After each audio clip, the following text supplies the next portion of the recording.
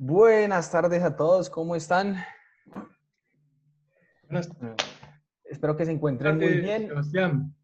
Buenas tardes, ¿cómo están? Espero que estén muy bien. El día de hoy vamos a arrancar con una conferencia que la universidad ha organizado, pues con el ánimo de estar no solamente bien informados, sino de tomar las mejores decisiones. Nosotros sabemos que así como aquí hay estudiantes que en el futuro estarán a cargo de las empresas más grandes, también están inversionistas que están tomando sus decisiones. Entonces, pues haciéndole caso a la universidad, a la Bolsa de Valores, hemos traído a los expertos, a las personas que están todos los días viendo el mercado y que lo están estudiando de la mejor manera. Y también porque quisimos hacer esto desde el departamento de estudios financieros y contables, porque actualmente el mundo empresarial está en una disyuntiva y sobre todo los mercados financieros, porque por una parte tiene las tasas de interés más bajas de la historia, pero por la otra parte tiene la mayor incertidumbre que jamás se ha vivido en este siglo, diría yo. Entonces, mucha gente dice, no, es que el crédito está barato, hay que salir a tomar créditos, pero uno cómo sale a tomar créditos cuando la incertidumbre es total. Eso por una parte. Y luego, hace poco leía en Financial Times que la historia ha mostrado que el impacto de la crisis se muestra de 4 a 5 trimestres, o sea que el impacto duro va a ser ese 2021 y pues obviamente a uno también le dejan muchas preguntas, preguntas que al final vamos a estar respondiendo, pues que nuestro invitado va a estar respondiendo y es por eso y muchas más razones que quisimos traer a Omar Suárez, ya lo voy a presentar. Antes que eso, les pido el favor que silencien sus micrófonos. Si están en un buen sitio, pueden tener su cámara ahí, pero en la medida de lo posible, por favor, cada uno silenciar su micrófono. Las preguntas van a ser al final. ¿Ok? Entonces, en ese orden de ideas, la conferencia de hoy se llama Estrategias financieras para mitigar el impacto de la crisis. Yo tengo el enorme placer de presentar a Omar Suárez. Él es el gerente de estrategia de renta variable de Casa de Bolsa. Casa de Bolsa es una sociedad comisionista del Grupo Aval. Y Omar nos va a exponer las estrategias financieras que han usado las empresas más representativas de Colombia para mitigar el impacto de la crisis. Omar ha trabajado como analista y estratega senior de capital en Alianza Valores, ha sido también analista macroeconómico para Global Security Group y acciones y valores. Ha sido investigador de capital para Banco da Vivienda. Es economista de la Universidad del Rosario con especialización en el mercado de capitales y finanzas de la misma universidad. Además, tiene un título de máster en finanzas corporativas del Colegio de Estudios Superiores de Administración, CESA. Cabe resaltar que Omar es una de las principales personas que todos los medios acuden para saber del comportamiento de acciones a nivel nacional. Les recomiendo que lo sigan en Twitter. Y en los fines de semana yo creo que Omar le gusta estudiar mucho porque siempre lanza no algo de mercado, sino como algo del WAC. Hace poco estaba hablando mucho del WAC. Entonces yo lo recomiendo, si quieren saber de mercado accionario, sigan a Omar. Pues es un enorme placer que Omar haya aceptado la invitación de ICESI y sin más preámbulos, adelante Omar, muchas gracias por estar con ICESI en estos momentos. Bueno, muy buenas tardes. Muchísimas gracias a la Universidad ICESI por la invitación. Yo me encuentro acompañado de Juan Felipe de Luis. Juan Felipe de Luis trabaja conmigo en el equipo también de renta variable y les va a contar una parte de la presentación que yo quiero que ustedes sepan. Entonces, básicamente, lo que nosotros queremos acá es mostrarles un poquito lo que nosotros hemos observado en la Bolsa de Valores de Colombia, qué han hecho las empresas para enfrentar una crisis que es una crisis muy fuerte y además que también es una crisis repentina, ¿no? Una crisis muy, muy rápida. Normalmente las crisis tienden a gestionarse o a desarrollarse de una manera mucho más lenta, más paulatina, pero esto fue una crisis inmediata, muy rápida, donde tocó tomar decisiones eh, bastante ágiles y bastante rápidas. Entonces, en ese sentido, pues vamos a empezar la presentación un poquito. A ver si pues cambia acá ahí ya cambió. Entonces, si quieren, empecemos a hablar un poquito de liquidez, ¿no? Las empresas empezaron protegiendo el efectivo y ya vamos a ver un poquito más sobre qué se trata esto. Entonces, definitivamente las empresas empezaron a proteger, voy a ver si puedo acá señalar.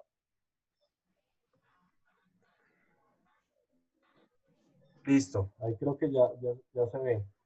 Sí. Listo. Entonces, lo primero que empezaron a hacer las empresas es proteger su posición de efectivo o su posición de liquidez. ¿Listo? Entonces, ¿cómo logramos esto? Lo logramos, por ejemplo, pidiendo créditos de corto plazo. Cuando uno ve, y nosotros analizamos mucho el sector financiero, la cartera que mejor comportamiento tuvo desde que empezó la pandemia ha sido la cartera comercial. Y gran parte de esta explicación se debe principalmente a que apenas empezó la pandemia, lo primero que hicieron las empresas fue ir a pedir prestado. Ir a pedir prestado para fortalecer su posición de efectivo. Pero no es un crédito de largo plazo, no es un crédito para CAPEX, no es un crédito para inversión, es un crédito para fortalecer la posición de efectivo, para fortalecer la posición de caja y de esa manera poder sobrevivir en esta coyuntura. ¿Listo? Entonces, lo primero que hacen las empresas es ir a pedir crédito, y esto lo digo en general, en promedio, salen a pedir crédito de corto plazo, ¿listo? Para capital de trabajo, un crédito totalmente para poder mantener la operación en la parte más complicada de la crisis, y obviamente como siempre hay tanta incertidumbre, sale mejor tener una buena plata en caja a tener poquita y que de pronto la empresa empiece a tambalear. En la medida en que uno va mirando esas políticas, pues también se debe minimizar la salida de efectivo. Es otro rubro que nosotros vemos acá. ¿Cómo minimizamos la salida de efectivo? La minimizamos por medio de una reducción importante de costos y gastos. Se aprieta o no el cinturón y una reducción de CAPEX. No sé si saben cuál es la diferencia por ejemplo, entre los gastos operacionales y los gastos de capital o CAPEX. Entonces, lo que uno ve normalmente es que los gastos operacionales deberían mostrar los gastos en los que se incurre para producir en un periodo en específico, ¿sí? Por ejemplo, los gastos laborales en que yo incurro en el mes de septiembre para producir en el mes de septiembre.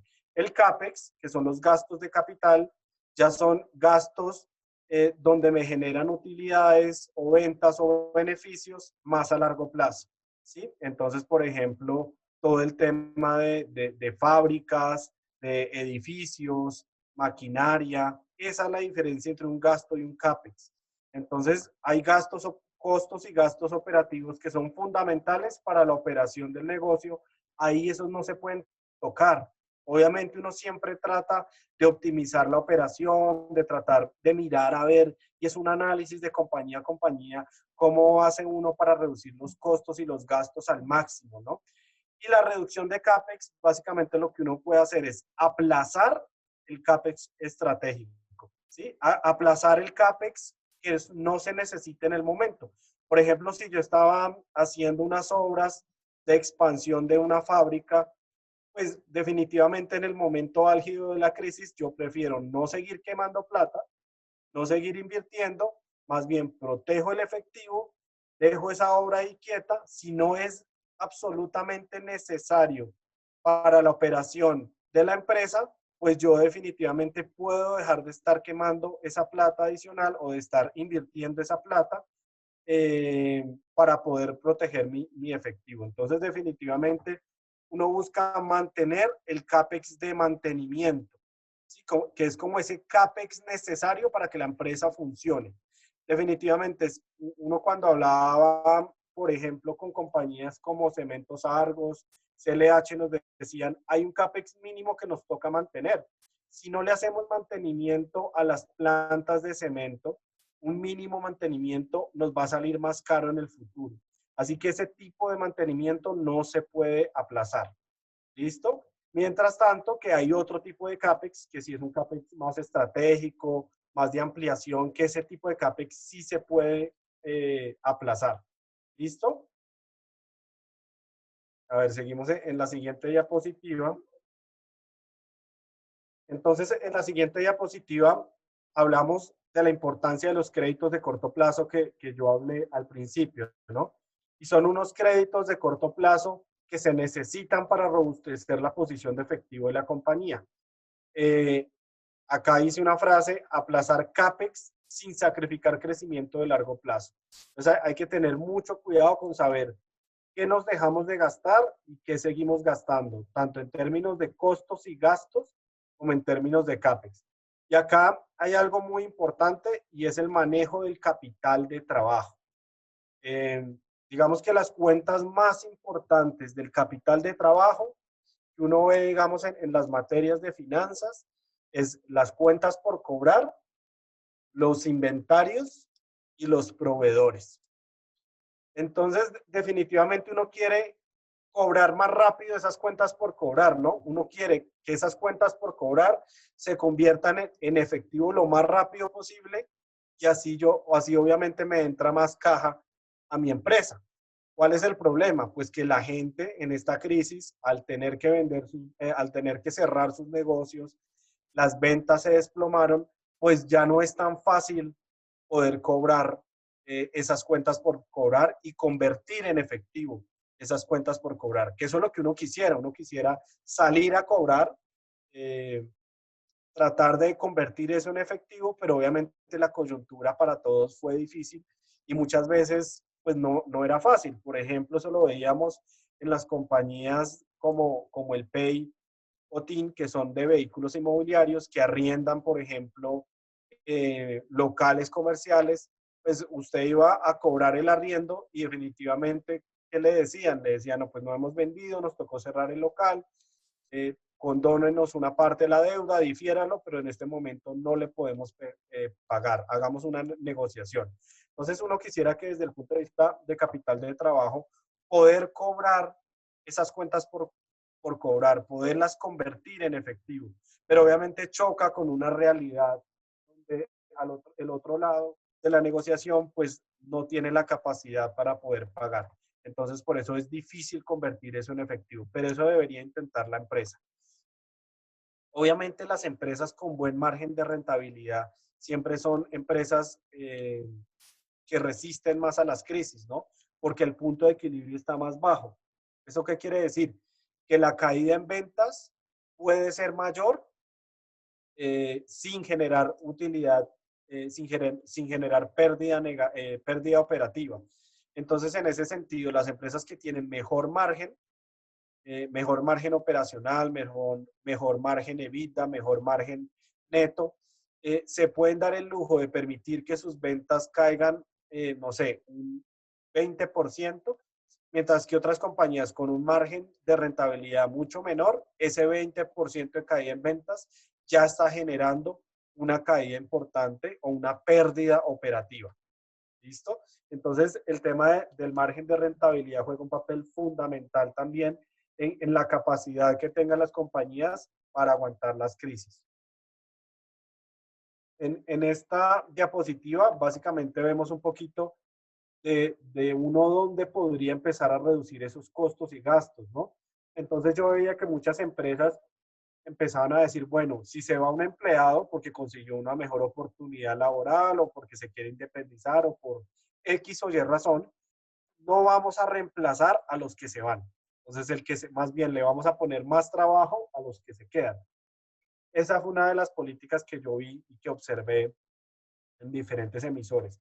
Entonces, muchos decidieron no despedir empleados, pero en caso de que algunos se fueran, no eran reemplazados, sino que simplemente los demás tenían que trabajar más para poderlos reemplazar y de esa manera se disminuían los gastos laborales. Cancelar nuevas contrataciones, entonces nuevos puestos que se habían abierto, nuevas contrataciones que se iban a hacer, pues definitivamente terminaban cancelándose. ¿Listo? Entonces esa persona, ese nuevo puesto que ya se había abierto, que ya se había autorizado, que ya se estaba buscando la empresa, pues la persona, pues claramente decidimos no contratar a la persona. Otro tipo de cosas que se vieron en la crisis, el tema de flexibilización de arriendos, y esto lo vimos muchísimo nosotros que analizamos los vehículos inmobiliarios como Pay Asset Management, que es el más grande de Colombia, o como TIN, pues vemos acá que debido a la crisis, a este tipo de vehículos inmobiliarios les tocó, por ejemplo, y acá pongo un ejemplo, esta negociación obviamente es bilateral, ¿no? Entre el arrendatario y el arrendador. Pero lo que sí vimos es que definitivamente ellos solicitaron que se les condonara una parte de la deuda, ojalá toda, obviamente, pero como es una negociación, lo que nosotros vimos es que una parte de la deuda se condonaba de los meses que permanecían cerrados los locales comerciales y otra parte se difería a cuotas, por ejemplo, por 6 meses, por poner un número en el segundo semestre del año. Recuerden pues que el momento más complicado para la economía y mayor restricción fue los meses de marzo, a finales de marzo, el mes de abril fue el más complicado y de manera paulatina se ha venido abriendo la economía. Hay diferentes estrategias también para flexibilización de los gastos laborales. También, por ejemplo, reducir el pasivo vacacional. Todas las empresas tratando de que sus empleados tomaran sus vacaciones. Eso también fue otra de las estrategias. Otras decidieron porque definitivamente no podían aguantar más la crisis, no tenían una buena posición de efectivo, reducir el personal o renegociar contratos. Vimos que muchas personas también trataron de renegociar los contratos laborales y de esa manera pues redujeron esos gastos de mano de obra. ¿Listo? Aquí también es importante destacar la renegociación que se da en otro tipo de contratos. Por ejemplo, en Ecopetrol, que normalmente es una empresa que trabaja con muchos contratistas en todo el tema de pozos, eh, de los vehículos necesarios para trabajar en campo, en su segmento de transporte de energía, de refinación. Pues obviamente ellos empezaron a renegociar los contratos y en la medida en que iban renegociando los contratos, pues le dejaban menor margen de rentabilidad a los contratistas, ¿no? Apretaban bastante el cinturón y decían, vea, el precio del petróleo se redujo muchísimo, está por debajo de $20 el barril, necesitamos renegociar los contratos con todos los contratistas, vamos a bajar muchísimo la salida de efectivo por ese lado. Mirando el tema de capital de trabajo, acá con los inventarios, recuerden capital de trabajo, las cuentas grandes que uno siempre ve en clases son las cuentas por cobrar, inventarios y proveedores. Pues acá vemos que en inventarios, pues obviamente una empresa para gastar, para evitar o minimizar la salida de efectivo, busca en la medida de lo posible que la rotación de inventario sea lo más rápido posible.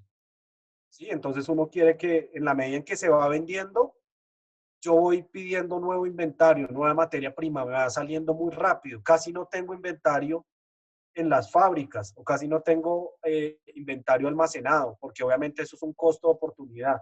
Entre más inventario yo tenga en las almacenado, pues obviamente es dinero que estoy dejando de invertir, es una tasa de interés que estoy dejando de ganar, entonces es un costo de oportunidad importante. Además que entre mayor inventario, pues voy a tener también mayores costos de almacenaje, voy a tener que pagar mayores seguros, todo el tema de seguridad, todo lo que implican todos los costos y gastos asociados a los inventarios. Entonces, en ese sentido, las empresas también deberían procurar por rotar muy rápido los inventarios para que mejorar esa conversión de efectivo. Sin embargo, pues en la pandemia vimos que hubo muchos problemas logísticos porque cerraban carreteras, porque no se podía andar por X o Y razón. El problema cuando hay esos problemas logísticos es que no permite que el inventario rote rápido. Entonces, en una política de riesgo, yo voy a tener que tener mucho más cuidado porque si hay problemas logísticos, me puedo quedar sin inventario. ¿Listo? Entonces, ese es otro tipo de cosas que hay que tener en cuenta en el capital de trabajo.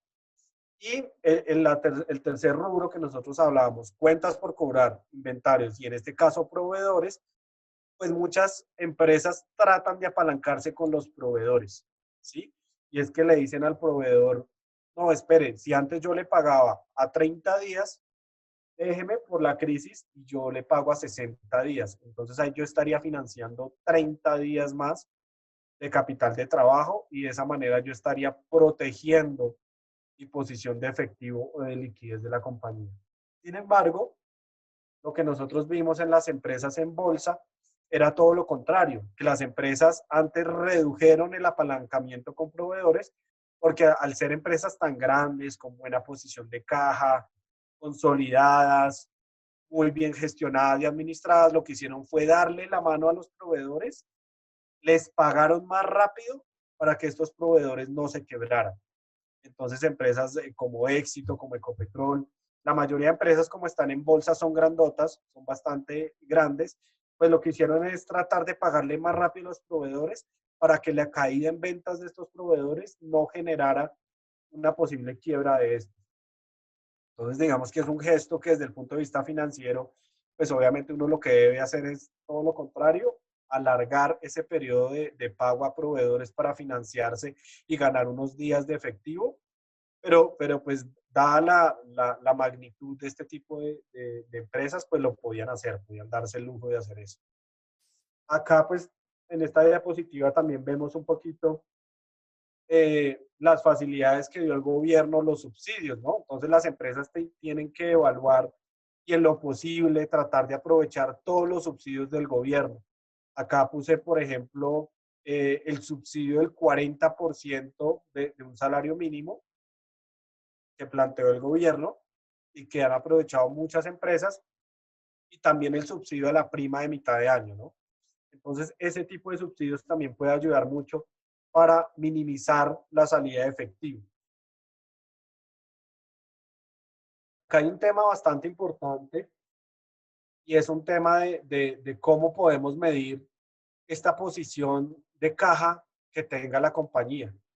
Entonces, una de las fórmulas que uno puede ver es el efectivo más inversiones temporales. Recuerden que una parte de ese efectivo se puede invertir en inversiones temporales que sean de muy bajo riesgo y que sean muy líquidas. Entonces, en ese sentido, uno puede mirar, si yo recibo cero ingresos, si mis ventas se van a cero, ¿con cuántos días de efectivo cuento para soportar todos los costos y gastos operativos? ¿Sí? O sea, ¿cuántos días puede aguantar la empresa sin ingresos, pero teniendo los mismos costos y gastos? Entonces, este tipo de fórmulas ayudan muchísimo a entender la capacidad de aguante de una empresa, cuánto tiempo puede aguantar. Que salieron muchos artículos y muchos estudios en ese sentido. Abajo tenemos otra fórmula también de efectivo más inversiones temporales, pero acá le agregamos el CAPEX necesario diario. ¿Listo? Obviamente, y algo que uno ha aprendido en finanzas es que a uno en la universidad le enseñan algunas fórmulas en específico. Uno a veces se casa con esas fórmulas, pero uno también se puede inventar o puede usar fórmulas que no le hayan enseñado, ¿sí? Pero que uno vea que es racional usarlas. Entonces, en ese sentido, uno puede transformar este tipo de fórmulas en fórmulas que se ajusten más a mi negocio, que se ajusten más a mi sector, a la coyuntura que yo estoy viviendo, a las características específicas de mi empresa, ¿listo? A uno en la universidad le enseñan unas fórmulas generales, pero no siempre quiere decir que esas sean las que se deban a usar. Uno debe evaluar si hay fórmulas que me muestran mejor lo que yo quiero ver. Entonces, bastante importante esto. Importante también destacar que las empresas deben minimizar los costos de financiamiento. ¿Listo? Entonces, las empresas deben minimizar los costos de financiamiento. Entonces, muchas empresas, por ejemplo, lo que nosotros vimos es que muchas firmas empezaron a renegociar las tasas de interés. Entonces, si yo tenía tasas de interés variables, las empezaron a volver en tasas fijas. ¿Por qué? Porque a nivel mundial, pues las tasas de interés están en cero. La mayoría de países desarrollados en el mundo tienen tasas de interés en cero. Colombia, pues también ha venido reduciendo de manera significativa las tasas de interés. Y obviamente, si yo tengo la oportunidad de tener de acá para adelante tasas de interés de financiamiento más bajas, pues yo tengo que aprovechar y poder renegociar esas tasas de interés, ¿no? Entonces, eso es bastante importante. Entonces, lo que yo vi es que muchas empresas empezaron a renegociar tasas fijas altas a tasas fijas más bajas, pero también tasas variables a tasas fijas bajas. Y de esa manera, pues asegurar que más adelante voy a tener costos financieros más bajos. En ese sentido, por ejemplo, nosotros tenemos tasas variables indexadas a la VR, a la IBR, DTF, IPC. Uno como ve que la inflación y también la tasa de interés del Banco de la República han bajado, pues esas tasas variables también están bajas. El problema es cuando la inflación o el Banco de la República empiece a subir tasas de interés más adelante, pues esas tasas variables van a empezar a subir. Entonces, una forma, pues es aprovechar esas tasas fijas bajas, convertir esas tasas variables en tasa fija y de esa manera tratar de mirar cómo minimizamos el costo de financiamiento. Hay un tema bien importante acá y es el beneficio eh, de tener una tasa variable a tasa fija. Yo creo que las empresas deberían diversificar y tener un poquito de tasa fija, un poquito de, no sé, de deuda indexada al IPC, un poco de deuda indexada a la IBR. Obviamente, esto también depende de las características de cada empresa y de los sectores de cada una. Entonces, en ese sentido, lo bueno de tener tasa variable es que cuando hay crisis, pues la tasa tiende a bajar, ¿no? Porque la inflación baja y las tasas del Banco Central bajan. Entonces, los costos financieros bajan. Mientras que la tasa fija, al ser fija, no bajaría como si lo hacen las tasas variables. Sin embargo, cuando uno ve que la economía está en boom, que tenemos un buen crecimiento económico, que estamos en un ciclo económico alcista, pues vemos que es más pertinente tener tasa fija, porque los costos financieros se quedan quietos mientras las ventas van subiendo y eso genera un efecto muy positivo sobre la utilidad neta. ¿Listo? Entonces sí sale mejor tener tasas variables cuando la economía va a la baja y tasas fijas cuando la economía está a la alza.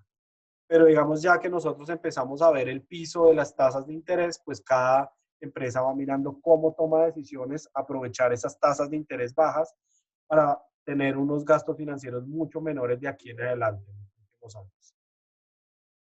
Y aquí lo que yo les decía, es muy importante diversificar las fuentes de financiamiento y las tasas de financiamiento.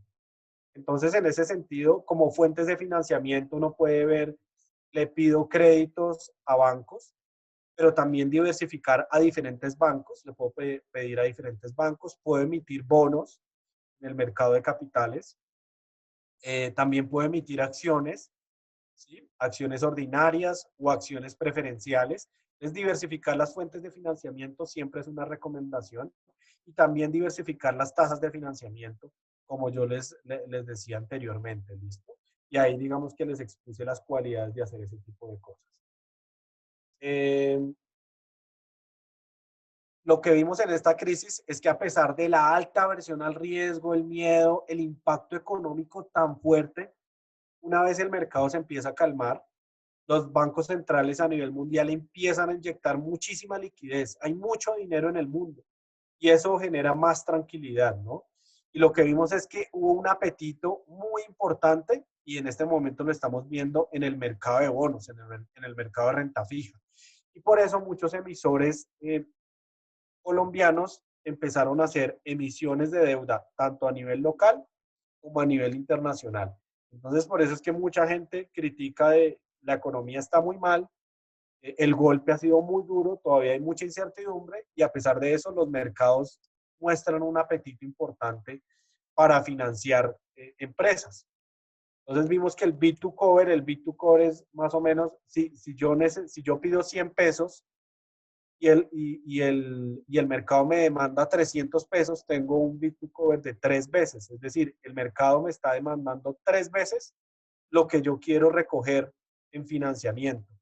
Entonces, en ese sentido, el B2 Cover le muestra a uno pues el apetito que tiene el mercado por financiar esas necesidades de las empresas.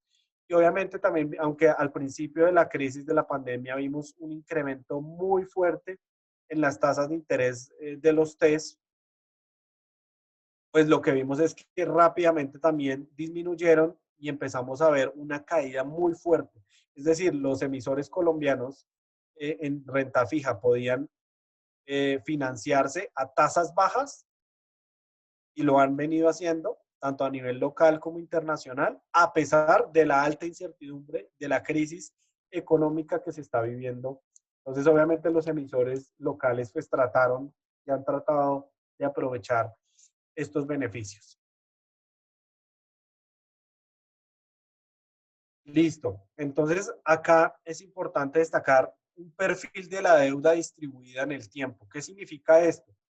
Si yo tengo 100 pesos de deuda, la idea es distribuirla a través del tiempo. Es decir, en 2020 voy a pagar 10 pesos.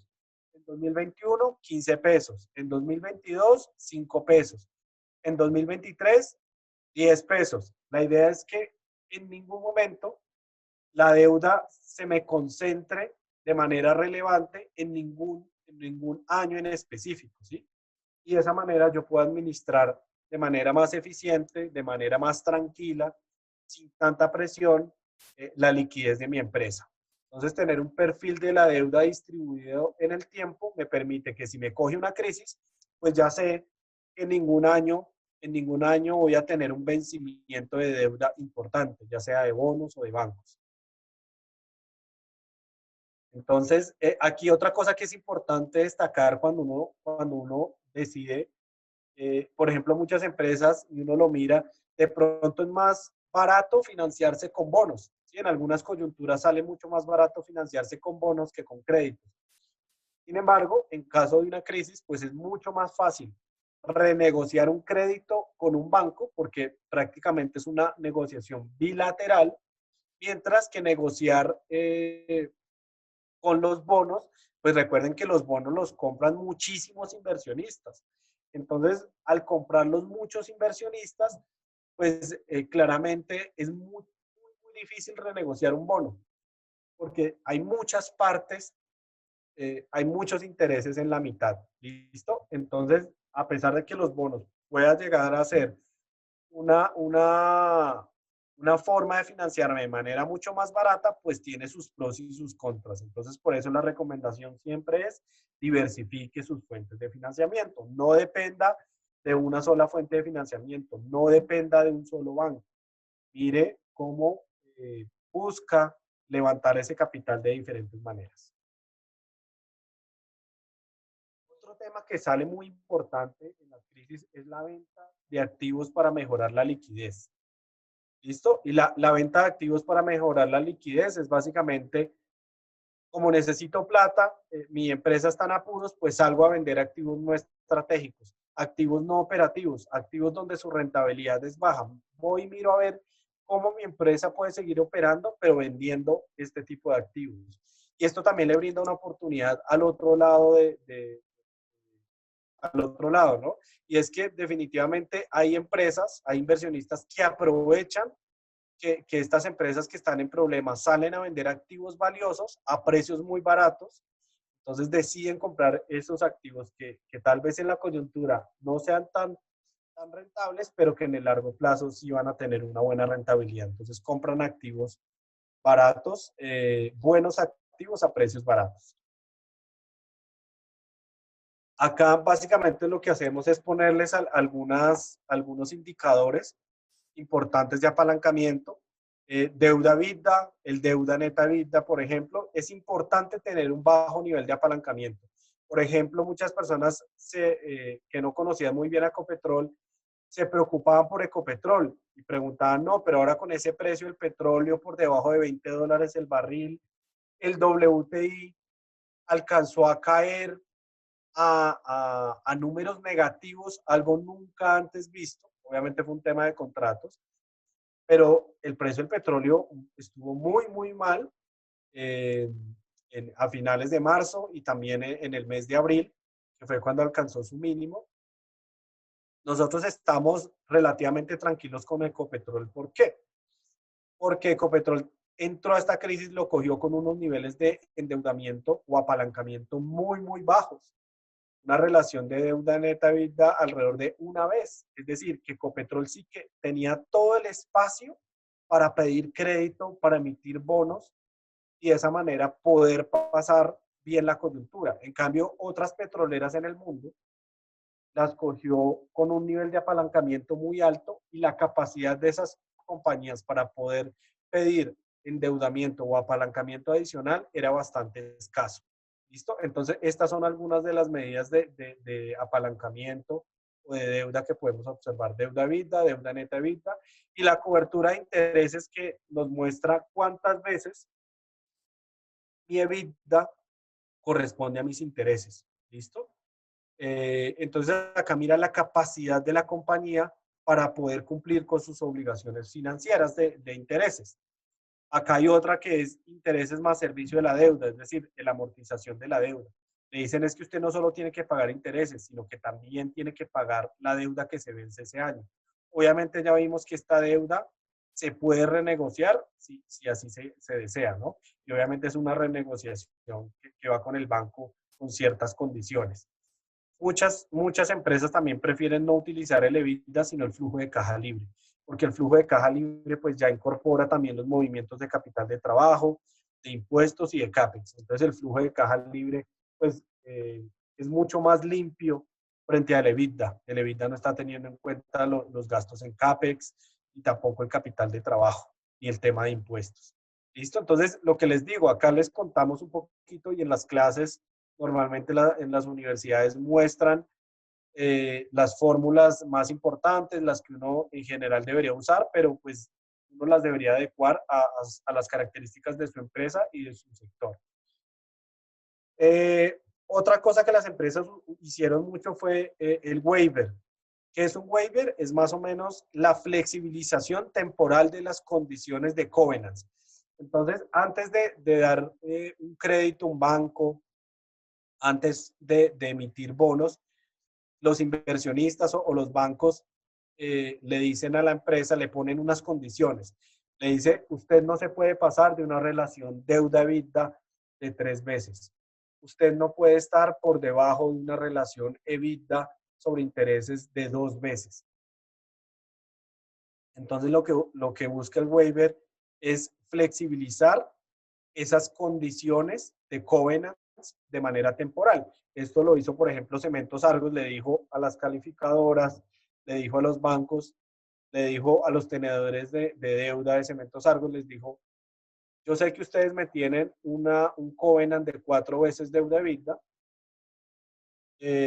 pero debido a esta crisis, ustedes deben entender, déjenme por el resto del 2020 dejarme pasar ese covenant, que yo pueda incumplir ese covenant y ya en 2021 yo me comprometo a que vuelva a cumplir con ese covenant.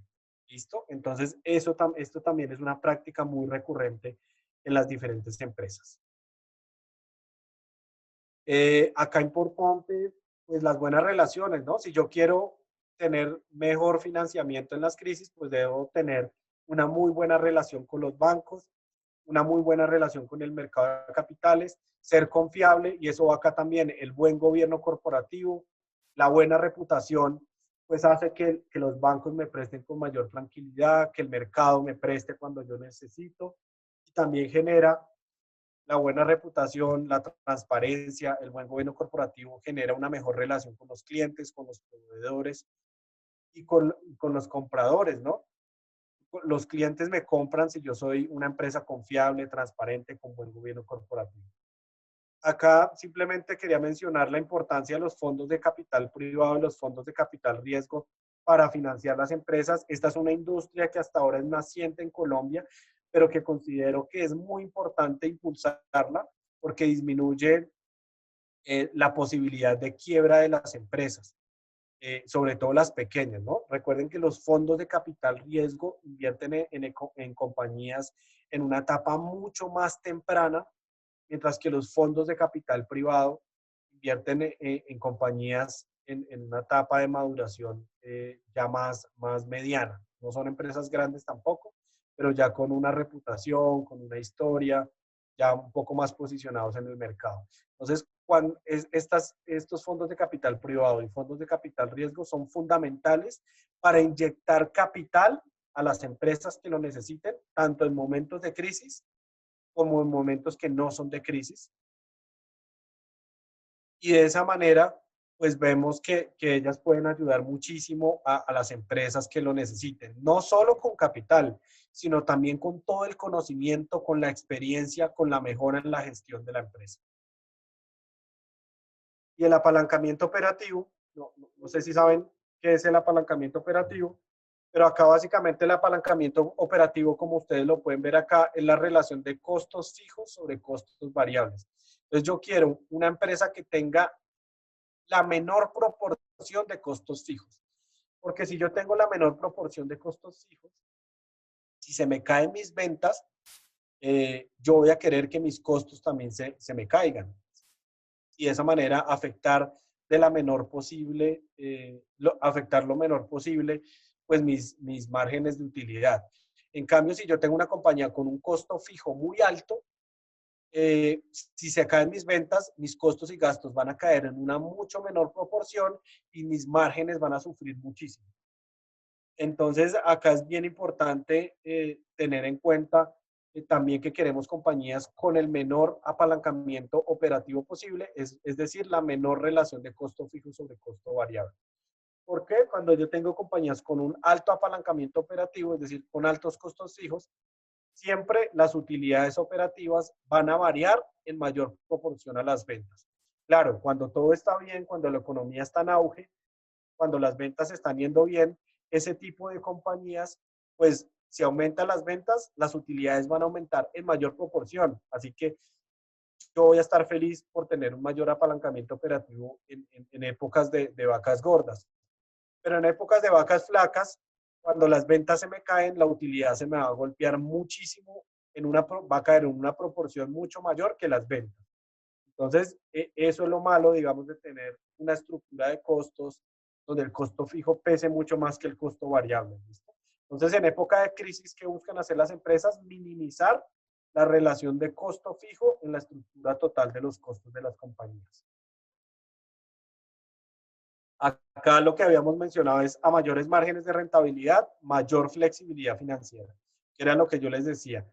Entre más rentabilidad tenga una empresa, pues más capacidad tiene para reducir sus ventas sin generar pérdidas operativas o pérdidas netas. Otro tema importante acá es la cobertura natural. Entonces, la cobertura natural en las empresas juega un papel fundamental. Muchas empresas, y es acá donde uno debe generar el calce. Si yo tengo el 30% de mis ingresos en dólares, pues yo debería más o menos tener el 30% de mi deuda en dólares y más o menos el 30% de mis costos en dólares. Porque imagínense una compañía que solo vende en pesos, solo tiene ingresos en pesos, pero el 50% de su deuda es en dólares. Esa compañía lo que va a pasar es que si se sube la tasa de cambio, va a subir muchísimo la deuda, pero los ingresos no van a subir porque todo está denominado en pesos colombianos. Entonces va a tener que hacer un esfuerzo mucho mayor para poder pagar tanto la deuda como los gastos financieros. Y acá, digamos que a modo de conclusión, hay que estar muy pendientes de todas las decisiones que tomen las empresas deben estar apuntando hacia el EVA, es decir, hacia la generación de valor, ¿sí? Es decir, que el ROIC sea mayor al WACC, la generación de valor de la empresa. ¿Qué significa esto? Que la empresa esté en la capacidad de pagar sus gastos financieros, pero que remunere de manera adecuada a los inversionistas. Acá simplemente queremos mencionar que a pesar de que nosotros acá hablamos de varios temas generales que se pueden aplicar a las empresas, siempre hay que mirar soluciones financieras a la medida de cada empresa, a las características de cada empresa. Y por último, aquí la reorganización empresarial. Ustedes vieron que ya el último paso, pues es, por ejemplo, el caso de Avianca, que está en el capítulo 11, reorganización empresarial. Si quieren continuar con la operación del negocio, van a reorganización empresarial, buscan renegociar con los acreedores la deuda, busca llegar a un acuerdo con ellos, busca minimizar la salida de efectivo, deja de pagar la deuda, deja de pagar gastos financieros para poder mantener el efectivo vivo en la empresa. Acá simplemente para mencionar el papel muy importante que juegan las fusiones, adquisiciones y desinversiones. En estas épocas, pues se pueden fusionar empresas para poder salir adelante. Se pueden hacer adquisiciones de empresas, que yo vea que hay una empresa que se puede comprar, una buena empresa con buenas perspectivas de largo plazo que se puede comprar a un precio barato. Empresas que estén con problemas de liquidez, que estén pasando un mal momento, pueden ser compradas por otras empresas también. Y las desinversiones de activos que nosotros hablábamos para tratar de aumentar el ingreso de efectivo. Y ya acá le doy la palabra a Juan Felipe, que les va a contar un tema final.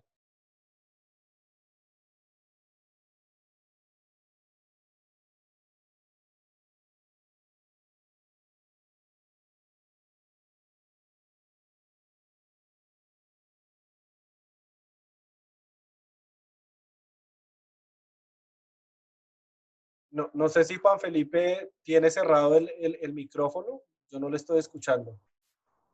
Puede ser. Juan. Porque si es así, podríamos, hay mucha gente que me está escribiendo por interno algunas preguntas, entonces veamos si de pronto ya se conecta y ya.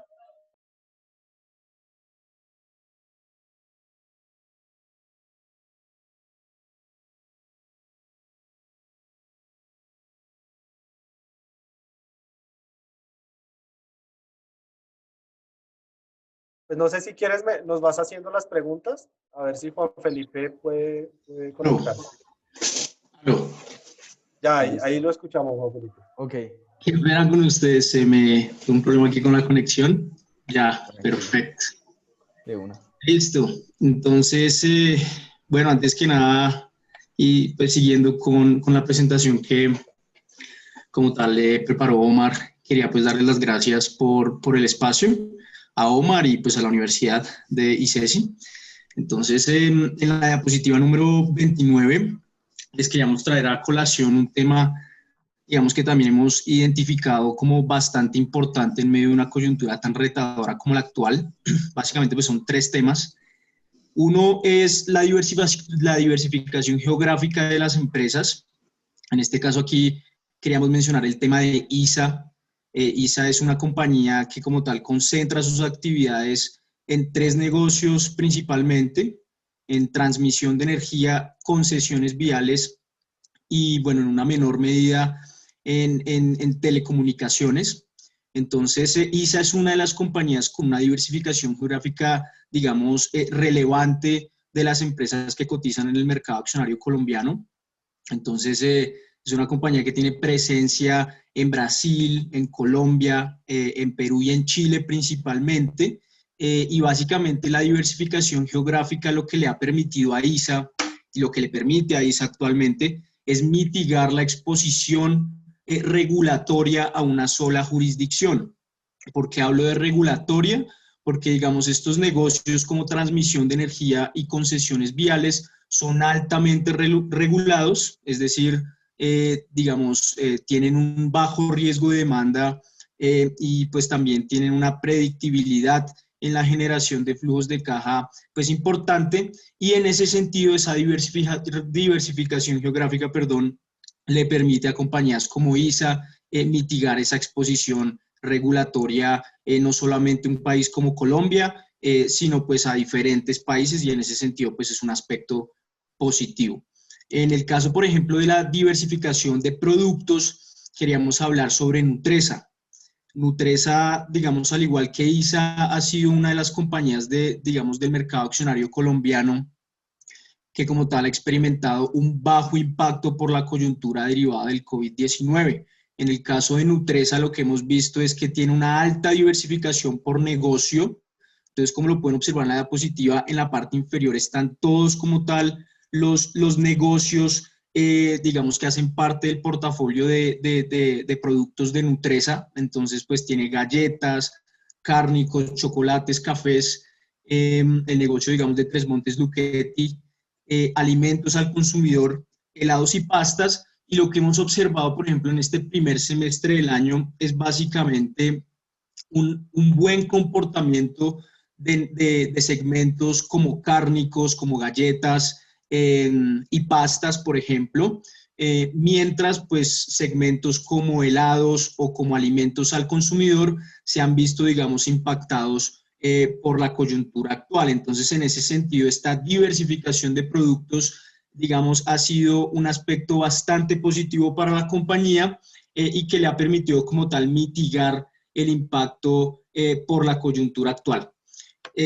Si pasamos a la siguiente diapositiva, la diapositiva número 30, les queríamos conversar un poquito sobre la innovación, sobre el factor de innovación y digamos lo importante que es para una compañía, independientemente del sector en el cual se encuentre, y la relevancia que como tal ha cobrado en medio de la coyuntura actual por el COVID-19. Entonces, en la diapositiva número 31, en la diapositiva número 31, entonces, digamos, tenemos diferentes factores relacionados con la innovación, como, digamos, el desarrollo de nuevos productos en línea con los cambios en los hábitos de consumo, por ejemplo, digamos, los cambios que ha generado como tal la pandemia en los hábitos de consumo, la reestructuración de procesos, la reestructuración de canales y digamos, la forma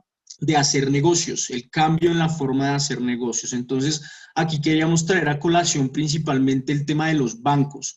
Hemos visto durante los últimos años bancos como Davivienda y Bancolombia enfocando, digamos, bastante, una estrategia bastante enfocada en el desarrollo de procesos digitales, ¿sí? Procesos digitales que como tal le han permitido a los bancos y, digamos, innovar, optimizar procesos y generar mayores eficiencias. Digamos, esa generación de mayores eficiencias ha cobrado una relevancia bastante importante pues, en una coyuntura tan retadora para el sector bancario colombiano como lo es la actual. Entonces, por ejemplo, en el caso de Davivienda, para traerles, digamos, como ejemplo algunas iniciativas, Davivienda, que ha sido un banco como tal que en los últimos años ha enfocado su crecimiento de cartera principalmente en el segmento de consumo. Por ejemplo, una alianza que últimamente en el año 2019 sacó fue la alianza entre DaviPlata y Rappi. ¿Sí? DaviPlata, pues una especie de billetera digital, y pues Rappi ya pues una compañía que como todos conocemos y pues digamos en esta coyuntura se ha visto bastante beneficiada con el tema pues claramente de los domicilios, pues ha sido una alianza que como tal que ha buscado impulsar y potenciar, por ejemplo, pagos digitales, ¿sí? Reducir también costos transaccionales. Entonces, en ese sentido, ese tipo de alianzas y ese tipo como tal de estrategias en el ámbito digital ha sido un foco de crecimiento bastante importante, por ejemplo, para los bancos en Colombia y ha cobrado una relevancia aún mayor en una coyuntura como la actual. Para darles, digamos, algunas cifras, por ejemplo, en el caso de Davivienda, cerca del 70% de los clientes actualmente son digitales, ¿sí? Y aproximadamente 4 de cada 10 ventas se realizan por medio de canales digitales. Entonces, pues esto como tal evidencia ese foco de crecimiento para los bancos y digamos la relevancia que ha cobrado pues en una coyuntura como la actual. Por ejemplo, en el caso de la reestructuración de canales, vuelvo a Nutresa. Nutresa es una compañía que como tal tiene una diversificación de canales bastante relevante, ¿sí? Por ejemplo, en la coyuntura pues derivada del COVID, canales como hoteles, restaurantes y digamos, las máquinas dispensadoras para Nutresa pues han tenido un impacto importante, un impacto negativo importante.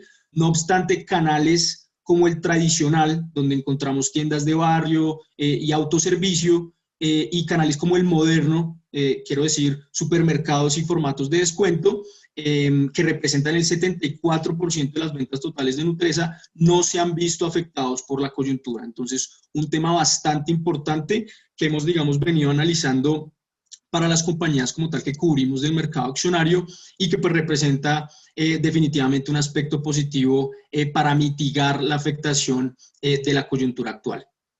Si pasamos a la siguiente diapositiva, a la diapositiva número 32, entonces en línea con esta, digamos, con este cambio en la forma de relacionarse con el cliente, deriva un aspecto también clave para las compañías, que es la experiencia del cliente. Entonces, partimos de la base que la experiencia del cliente como tal, ¿sí? Es una forma directa de relacionarse con el cliente y al igualmente, pues la satisfacción a partir de esa interacción, pues puede llegar a generar patrones de lealtad a una marca o a un producto o servicio en particular. Entonces, en ese sentido, el cambio en la forma de relacionarse con los clientes, por ejemplo, pues volviendo al tema de los bancos, de una forma más eficiente a través de sus canales digitales, pues es un aspecto bastante relevante y que como tal mejora esa satisfacción a la hora de, digamos, relacionarse directamente con los clientes por parte de las compañías. En la diapositiva número 33, también queríamos traer a colación un tema pues, que ha cobrado claramente una relevancia sustancial en medio de la coyuntura y pues son las medidas de salubridad implementadas por las compañías. Nosotros hacemos informes de análisis financieros trimestrales de las compañías que, digamos, cubrimos, de las compañías del mercado accionario colombiano, y hemos visto durante pues, este primer y segundo trimestre las compañías, digamos, han expuesto como tal esas medidas de salubridad que, digamos, han implementado y han priorizado buscando pues el cuidado y seguridad de sus empleados, contratistas y pues claramente el cliente final, ¿no? Entonces, en ese sentido, pues, teniendo en cuenta la nueva normalidad que nos plantea el coronavirus, ¿sí? La implementación de las medidas de salubridad por parte de las compañías, pues es algo que, digamos, es fundamental actualmente y lo va a seguir siendo por, digamos, un tiempo prolongado. Y pues son, digamos, medidas de salubridad en línea con lo dispuesto por el gobierno nacional, ¿no? Y que son medidas de salubridad que generan, como lo pueden ver en la diapositiva, confianza en digamos, el consumidor. Entonces, en ese sentido, pues, si una compañía como tal no implementa las medidas adecuadas de salubridad, como evitar el contacto cercano con personas, digamos, enfermas, tener, digamos, el distanciamiento social, el tema del aforo, pues básicamente eso es lo que genera y pues lo que resulta es en un detrimento en la confianza por parte del cliente y pues en ese sentido en un detrimento en la recuperación del consumo, digamos, a nivel nacional, ¿no? Y pues a nivel del sector y a nivel nacional. En la diapositiva número 34, ya vamos, digamos, finalizando. Tenemos, por ejemplo, un aspecto que también, digamos, va, digamos, en pro de, digamos, mitigar los impactos por la coyuntura y es, por ejemplo, la estrategia omnicanal. Aquí, por ejemplo, en la diapositiva pueden ver 4 estrategias omnicanales que ha implementado una compañía como Grupo Éxito. Una compañía como Grupo Éxito que también hace parte de un selecto número de emisores que no se ha visto tan impactada por la coyuntura actual y pues también eso se ve explicado en parte a esta estrategia omnicanal, una estrategia omnicanal que ellos han venido desarrollando ya durante, digamos, varios años. Entonces, por ejemplo, tenemos todo el tema de e-commerce, ¿sí? Las plataformas de comercio electrónico como Éxito.com, Carulla.com, pues como lo pueden observar, estos son cifras a corte del segundo trimestre de este año y como lo pueden observar en la diapositiva, han generado un impulso, digamos, positivo a nivel del crecimiento de ventas. Ahí lo pueden ver, pues un impulso, digamos, un crecimiento del 11.5%, digamos, de ventas, en el crecimiento de las ventas y pues también han evidenciado como tal pues un positivo incremento en el número de visitas, ¿sí? Otra estrategia como tal omnicanal tiene que ver con el marketplace. El marketplace básicamente es un canal que permite a diferentes proveedores ofrecer directamente sus productos a los clientes finales a través del sitio web del comercio, pues en este caso del Grupo Éxito o de Carulla. Entonces, en ese sentido también, digamos, ha resultado bastante positivo para la compañía, un crecimiento como tal en el valor bruto de mercancía del 50 casi 55%, y pues que como tal claramente contribuye positivamente a todo el tema omnicanal y digamos de mitigar el impacto por la coyuntura. Ya digamos las dos estrategias como tal que vemos acá son última milla. Rápidamente, última milla pues tiene que ver con todo el tema de domicilios, ¿sí? Rappi, y pues en ese sentido también pues vemos un crecimiento aún más pronunciado de esta estrategia de casi el 172%, y los catálogos digitales, perdón, que es básicamente cómo las compañías pues amplían su portafolio para ofrecer productos que no están disponibles físicamente digamos, en el punto de venta. Entonces es un canal que también, digamos, ha evidenciado tener, digamos, un impacto positivo para empresas como Grupo Éxito. Ya para finalizar, en las últimas dos diapositivas, queríamos como tal enfatizar y, digamos, terminar esta presentación en la diapositiva número 34. Aló. Perfecto. En la diapositiva número 34, con la importancia del ahorro, ¿sí? La importancia del ahorro aún más en periodos de crisis como el actual, ¿sí? Un concepto que pues claramente aplica tanto para personas naturales como para las empresas, inclusive para los gobiernos, y definitivamente lo que observamos es que las estrategias de ahorros se traducen, por ejemplo, en el caso de las empresas, en una mayor flexibilidad financiera al momento de afrontar crisis en una mejor forma, ¿sí? Y sortear como tal afectaciones económicas. Aquí, por ejemplo, volvemos, como ya de pronto lo mencionó anteriormente Omar, en el caso de Ecopetrol. Ecopetrol como tal, pues es una compañía que actualmente se encuentra mucho mejor, digamos, situada, preparada para enfrentar la crisis que, por ejemplo, la crisis que tuvo que afrontar en 2014-2016. A partir de la crisis petrolera entre el 2014 y 2016, Ecopetrol como tal inició una estrategia enfocada en una mayor eficiencia a nivel de costos y gastos operacionales y también de CAPEX, ¿sí? Que ha sido una eficiencia que se ha traducido en ahorros estructurales anuales. Y pues claramente esos ahorros estructurales pues como tal han mitigado en cierta medida el impacto por el movimiento a la baja en los precios de crudo, como lo mencionaba Omar anteriormente. Entonces, de nuevo, pues claramente, como lo dice la frase ahí, bastante claro, ahorrar en vacas gordas para gastar en vacas flacas, ¿sí? Es decir, en momentos de expansión económica, pues claramente poder ahorrar en una mayor medida para tener un colchón financiero pues importante en momentos como tal de desaceleración o crisis económica. Ya con esto pues finalizamos la presentación y abriríamos pues el espacio a las preguntas que puedan llegar a tener. Bueno, no, antes que nada, muchísimas gracias por la presentación, tanto a Omar como a Juan Felipe. Excelente. Si estuviera en un auditorio estaría lleno de aplausos. Muchas gracias. Yo me encargo de pasar todas las preguntas que están haciendo. Hay preguntas que tengo que unirlas y que son preguntas muy buenas. ¿Listo? Entonces, nuevamente, muchas gracias por la preparación y ahí el detalle. Y Ceci Casa de Bolsa, muchas gracias. ¿Listo? Entonces, voy a arrancar con la primera que la hace Camilo José. Camilo José estudia finanzas y los estudiantes de finanzas por lo general hacen preguntas difíciles. Entonces, vamos con la de Camilo, ¿ok?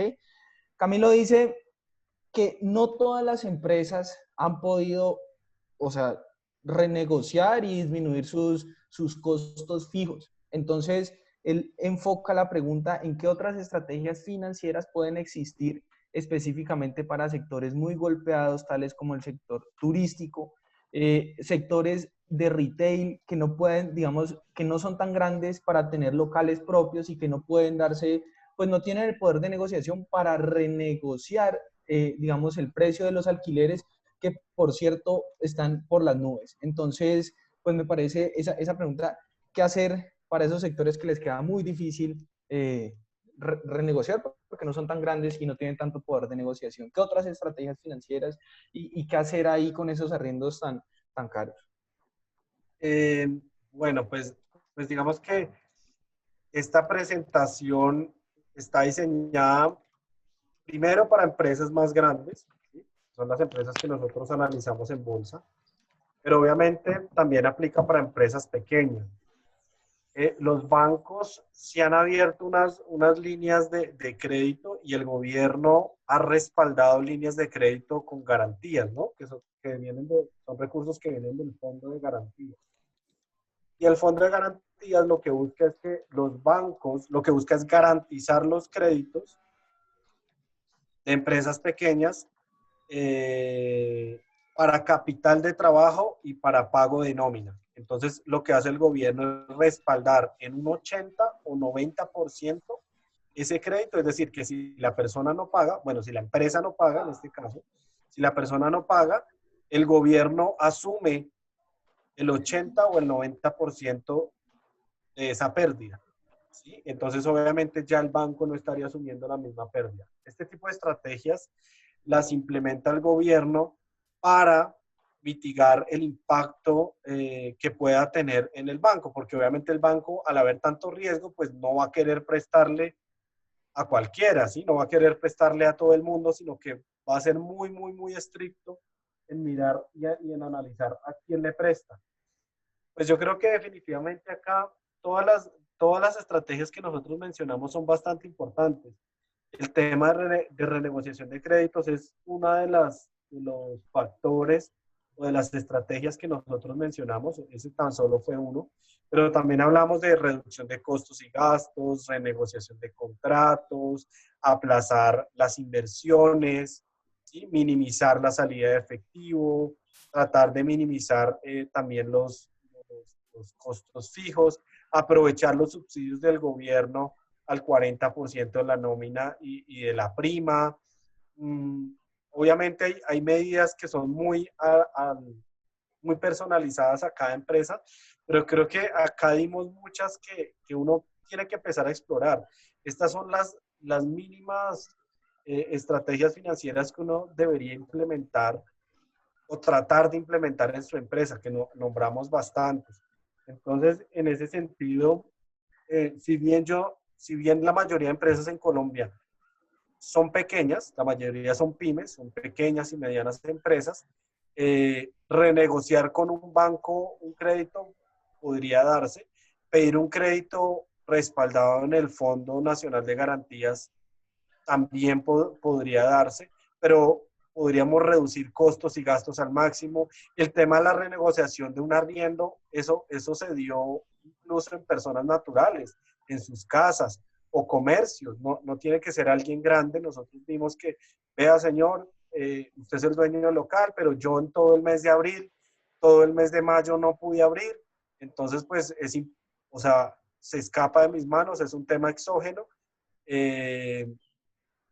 Yo vi muchas renegociaciones de empresas que no son pequeñas, que no son grandes, sino empresas pequeñas que obviamente también depende del arrendatario, de qué tan buen corazón tenga, obviamente si entiende, porque no es que no le quiera pagar, es que tuve el local todo el mes, todos los 2 meses o 3 meses cerrado y no pude generar el dinero, los recursos suficientes pues, para poder realizar el pago, ¿no? Entonces, acá mostramos muchísimas estrategias que son las mínimas que uno debería adoptar, pero obviamente siempre hay soluciones a la medida. Por eso nosotros, como en 2 diapositivas, añadimos de que hay que analizar el negocio, las ventas, los costos, los gastos, cuáles son mis costos fijos y mirar de qué manera pues yo puedo minimizar la salida de efectivo y fortalecer al máximo mi posición de caja. Ok, muchas gracias, Omar. Hay otra que también la tengo que combinar porque son dos en una.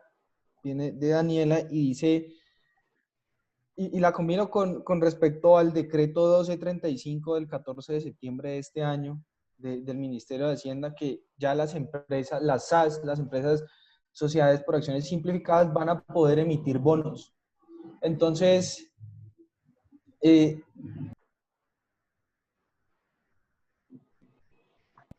ya. Hay muchos emprendedores también aquí en esta conferencia, entonces me preguntan cuál es tu punto de vista, Omar, de ese decreto, es decir, ¿cómo lo ves desde el acceso al crédito? ¿Va a ser mejor que ir con un banco o acudir ya al mercado de capitales con ese decreto? O sea, ¿cuál es tu punto de vista con el decreto 1235? A mí me parece fabuloso que entre más diversificado, entre más posibilidades para acceder a financiamiento o a capital, mucho mejor.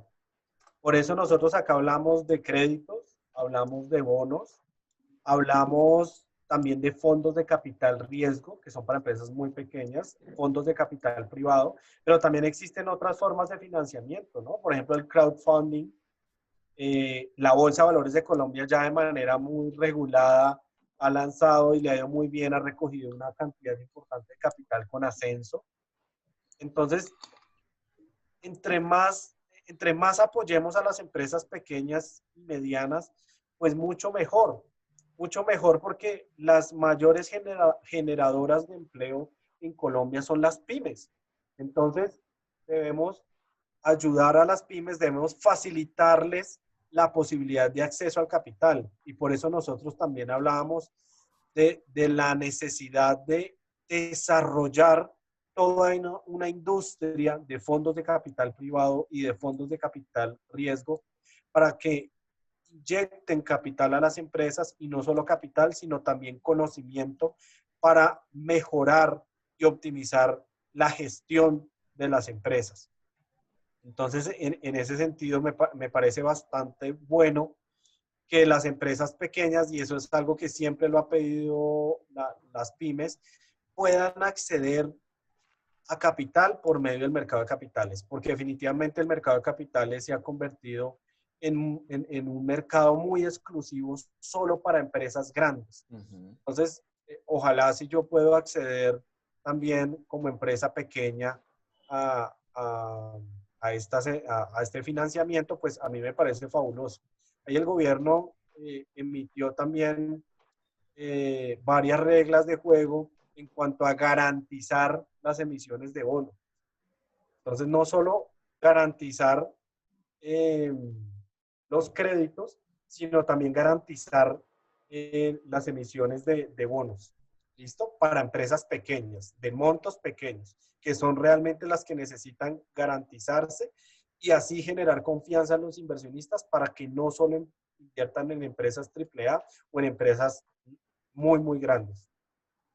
Ok, Omar, y ya la última, ya para finalizar, me la hace un profesor de finanzas y me dice, pues el mundo ha vuelto como al abecedario, es decir, que si esto es una recuperación en B pequeña, que si es una W, que si es una L, ya JP Morgan estaba diciendo que es una K, ayer, el fin de semana, Goldman estaba diciendo que es una E, entonces, ¿qué escenario está manejando casa de bolsa en la recuperación de los mercados y en la recuperación económica? Digamos que en todas esas letras que un día dice The Economist, otro día dice Goldman, o sea, ¿cuál es el escenario más o menos que están planteando ustedes de recuperación de esta crisis? Okay. Pues definitivamente nosotros pensamos que la recuperación de la crisis va a ser pues más lenta. Definitivamente no va a ser una recuperación en V. Nosotros vemos que, por ejemplo, el tema del empleo se va a demorar bastante en recuperarse, porque definitivamente retrocedimos 20 años desde la crisis del 99 que vimos pues, un desempleo muy alto. Nos demoramos 20 años prácticamente en volver a un empleo bajo, ¿no? Y ahí son las estrategias, por ejemplo, del mercado laboral. Cuando uno compara Estados Unidos con Europa, ha sido más exitoso Europa. ¿Por qué? Ahí la estrategia es evitar que el contrato laboral se rompa. Entonces debo hacer subsidios, debo buscar todas las estrategias para que ese contrato laboral no se rompa. Así sea mantener a los empleados o por lo menos darles un salario mínimo desde el punto de vista de gobierno, unos subsidios. Porque una vez yo permito que ese contrato laboral se rompa, ya así haya recuperación económica, empiece a haber, los empresarios van a estar muy renuentes a volver a contratar, o por lo menos a volver a contratar en la misma magnitud. Entonces, si yo despedí a 10 empleados, es posible que, dada la incertidumbre, dado el miedo, pues así mis ventas se hayan recuperado, suponiendo que se recuperen al mismo nivel de antes, yo ya no voy a contratar los mismos 10. Se va a demorar mucho, tiene que haber mucha confianza, tiene que haber mucha más disminución en la incertidumbre para que yo vuelva a contratar esos 10 empleados que yo despedí en el pasado. Entonces, Ok, en ese sentido, pues sí es bastante importante y nosotros creemos que la recuperación va a ser bastante lenta para alcanzar niveles de PIB del 2019. Estamos hablando de por lo menos 2022, 2023. Estamos hablando más hacia el 2022. Pero definitivamente uno de los mayores retos va a ser la tasa de desempleo, porque creemos que el mercado laboral colombiano, pues por un lado es muy informal y por otro lado es muy rígido el mercado formal y tiene muchas arandelas porque un salario mínimo no son 900.000 pesos, lo que termina pagando el empleador 1,5 millones. Entonces hay muchas arandelas en la mitad que nunca recibe el empleado, pero que sí tiene que pagar el empleador. Entonces yo creo que definitivamente sí hay que buscar flexibilizar un poco más el mercado laboral y generar los incentivos necesarios para que los empresarios vuelvan a contratar. Hay que, no solo, ahora ya no estamos solo en el momento de evitar que se rompan los contratos laborales, sino todas las estrategias para buscar que las empresas vuelvan a contratar, incentivarlos. ok, En sí, por ese, supuesto. Sí, en dale. ese sentido, tengo una pregunta de Mabel Forero y nos pregunta que si hay alguna estrategia complementaria al fortalecimiento de las empresas para reactivar el empleo. Sí, pues definitivamente no, nosotros hicimos un foro de solo empleo. Todo el foro fue empleo, ahí acudió el ministro del Trabajo, eso lo organizó Corfi Colombiana, el equipo de investigaciones económicas de José Ignacio. Y ahí ellos dieron pues todas las recomendaciones para poder incentivar el empleo, ¿no? Ahí estuvieron, pues hubo varias personas relacionados con este tema, investigadores que propusieron también posibles soluciones, ¿no? Porque al principio lo que les decía, Europa lo que ha concentrado es no romper los contratos laborales y ahora lo que se busca es obviamente también evitar que se sigan rompiendo porque la crisis no se ha acabado y pueden haber muchos más desempleados, pero también empezar a ver cómo en una recuperación económica se empieza a buscar estrategias para incentivar el empleo. Digamos que ahí yo les recomiendo ver ese foro, una duración más o menos de unas 3 horas y se puede encontrar en YouTube. Y ahí ustedes pueden encontrar cada una de las recomendaciones de los expertos de empleo que muestran las diferentes soluciones que proponen al gobierno, porque además, como también estuvo el ministro de Trabajo, hubo una interacción importante entre estos. ¿Listo? Entonces, yo creería que obviamente es bastante grande y da para una presentación adicional, pero yo creo que ahí uno puede ver muchas respuestas a esa pregunta que me hicieron. Ok. Listo, no, Omar, pues lo que siempre hemos dicho y desde la universidad, pues que es una universidad fundada por empresarios, pues que dirigir una empresa grande o pequeña en crisis es una labor típica y por eso, pues muchísimas gracias porque a esta conferencia no solamente se han conectado estudiantes de pregrado, posgrado, sino también emprendedores que de todas las estrategias que hemos visto aquí, pues con la que se adecua a su negocio le va a servir. Muchas gracias a todos nuevamente, pues sigan escuchando a los mejores, a los que están en el mercado, porque pues esto también en la actualidad se presenta para mucho comercial de YouTube que le muestra que de pronto hacer plata por acá es más fácil, pero pues igual por eso se hace este tipo de actividades para que en Colombia siga existiendo educación financiera y pues para que en unos años podamos estar todos mejores enterados de lo que está ocurriendo actualmente en los mercados.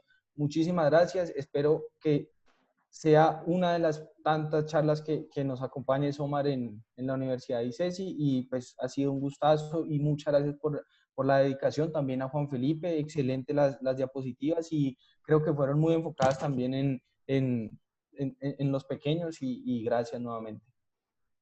No, gracias a la Universidad de ICESI, Sebastián y Sergio, por la invitación, y claro que sí, cualquier cosa que necesiten, pues acá estamos. La idea es también aportar a la educación financiera del país, tanto universitaria como posgrado, y también a las empresas, contarles un poquito de nosotros, de nuestra experiencia. Entonces, pues nada, pues muchísimas gracias por la invitación. Bueno, también un agradecimiento muy especial desde el consultorio empresarial Sensea Plus. Muchas gracias por su tiempo, por su disposición, muy clara la exposición, muy bien, Sí, realmente maravillosa. Sí, gracias a todos. Juan Felipe también, muchas gracias. Creo que nos iba a decir algo. No, muchísimas gracias igual tanto a Omar como pues claramente a ustedes por el espacio, y pues sí esperaremos pues acompañarlos en un futuro nuevamente. Muchas gracias. Listo, muchas gracias a ustedes. Que estén bien, y ya estamos hablando en el resto del camino. Que estén bien. Chao, chao. Hasta Gracias. luego. Hasta luego.